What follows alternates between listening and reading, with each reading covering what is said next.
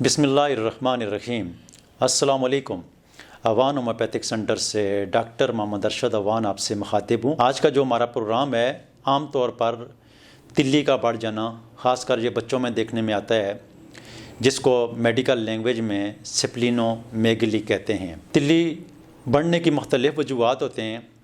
हमने क्लिनिक में अक्सर देखा है, जो थैलेसीमिया के बच्चे होते हैं उनकी तिल्ली बढ़ जाती है, मलेरिया बुखार के बाद तिल्ली बढ़ जाती है, टाइफाइड के बाद तिल्ली बढ़ जाती है।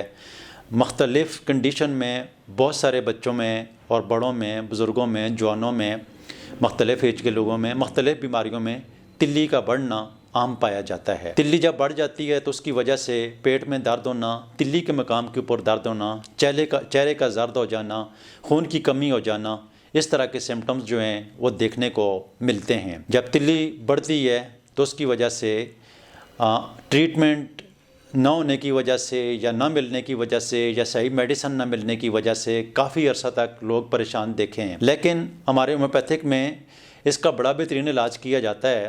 लेकिन होम्योपैथिक में इसकी एक टॉप की मेडिसिन है जिसको सियानोथिस कहते हैं। सियानोथिस बड़ी बेहतरीन मेडिसिन है। अगर तिल्ली टाइफाइड की वजह से बढ़ जाए, तिल्ली पित्ते में पत्थरी की वजह से बढ़ जाए, अगर तिल्ली मलेरिया बुखार की वजह से बढ़ जाए, अगर तिल्ली थैलेसीमिया के बच्चों में बढ़ी हुई हो, किसी भी बीमारी की वजह से बढ़ी हुई हो, तो उसकी जो मैं आज के प्रोग्राम में ये मेडिसिन आपको बता रहा हूँ, सियानोथिस, इसके इस्तेमाल करने से हर तरह की तिल्ली जो बढ़ी हुई है कुछ ही दिनों में ठीक हो जाती है।